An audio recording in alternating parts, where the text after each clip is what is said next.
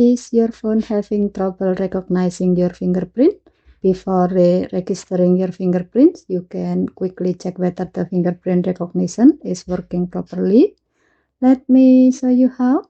First, open Setting, scroll down and tap Device Care. Scroll down the screen. Under the Additional Care section, tap Diagnostic.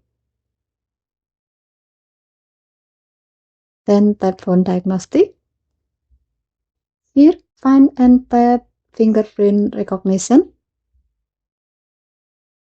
If this is your first time running the test, your phone will start checking automatically. If you have tested it before, you will see the previous result instead. Simply tap Test Again to run a new test and then place one of your registered fingerprint on the fingerprint sensor. If your phone recognizes your fingerprint successfully, the result will show normal. However, if a problem is detected, tap Request a Repair button and then follow the on-screen instruction.